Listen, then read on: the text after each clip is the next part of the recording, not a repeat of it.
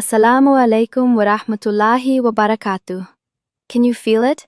That blessed anticipation in the air?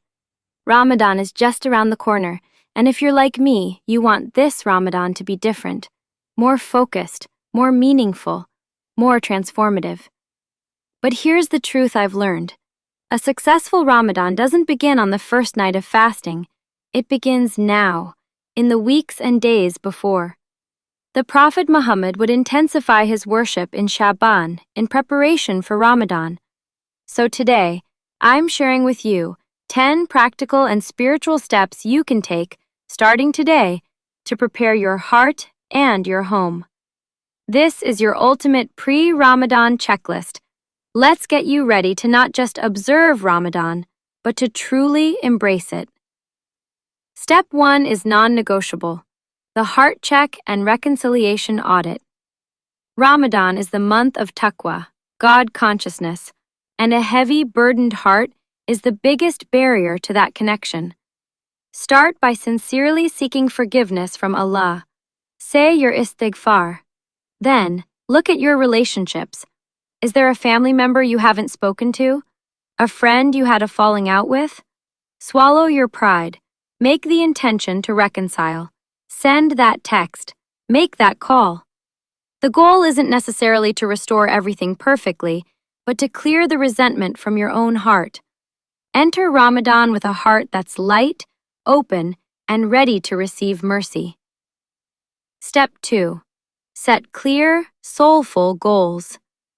I want to read more Qur'an is a wish. I will complete 1 juz per day right after Fajr, with 5 minutes of reflection, is a goal. The difference? Specificity and writing it down. For years, I struggled with scattered intentions until I designed a tool that works for my brain. This is the Productive Fast Ramadan Planner and Journal. It has dedicated sections for pre-Ramadan goals, daily prayer and Qur'an trackers, habit checklists, and most importantly, a space for nightly reflection. Writing down your goals here transforms them from thoughts in your head into a contract with yourself. It's been a game changer for my focus. I'll link it below for you. Step 3. Craft your Qur'an game plan. Decide now how you'll connect with the Qur'an. Will you follow a specific tafsir podcast on your commute? Will you read with translation after Asr? Choose a time, a place, and a method. Maybe this is the year you invest in a physical copy with a translation that speaks to you, that you'll look forward to opening.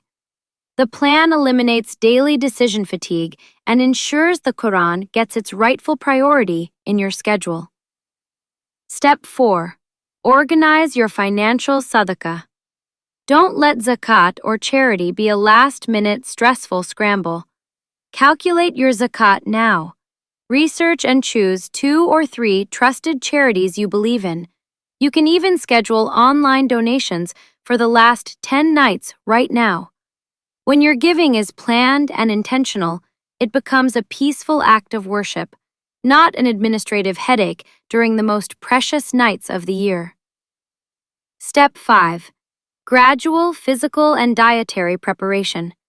Start today by slowly reducing caffeine and refined sugar. This avoids the brutal Ramadan headaches in the first few days. Also, use this time to experiment with suhoor. Find a meal high in protein, fiber, and complex carbs that sustains you. My personal favorite is oatmeal with chia seeds, nuts, and dates. It's slow-releasing energy that keeps me going. Your body is a trust from Allah. Preparing it is part of the worship. Step 6. Create a decluttered, sacred space. Your environment shapes your worship.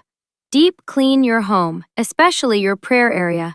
Make it a sanctuary you want to spend time in. Then, add tools that facilitate worship. For me, a constant challenge was remembering all the morning and evening adhkars. So I created these simple adhkar reminder cards, one for the morning and one for evening. I keep them right in my prayer corner. Seeing them is a visual trigger that has honestly built my consistency. It turns a beautiful but often forgotten sunnah into an anchored daily habit. Step 7. Prepare your dua and forgiveness list. The dua of a fasting person is accepted. Don't arrive at Ramadan with a blank mind when you bow in sujood. Use your journal, like the dedicated section in the planner, to write down your most heartfelt requests for your personal growth, for your family's health and guidance, for the struggles of the ummah. Also, list the names of people you want to make special dua for, or those you need to seek forgiveness from. This list becomes your spiritual compass for the month. These and many other checklists you can find in the Productive Fast Planner and Journal. Step 8. Block and schedule your time. Look at your current daily routine. Where are the pockets?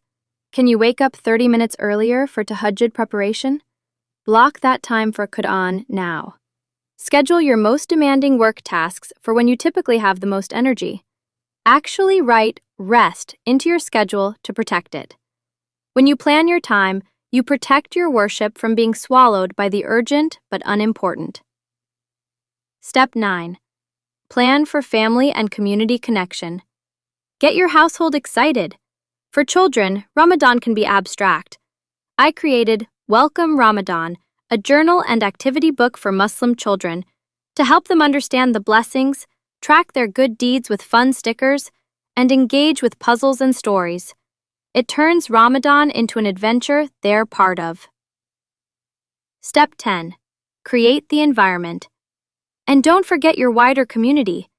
A beautiful sunnah is strengthening ties of kinship.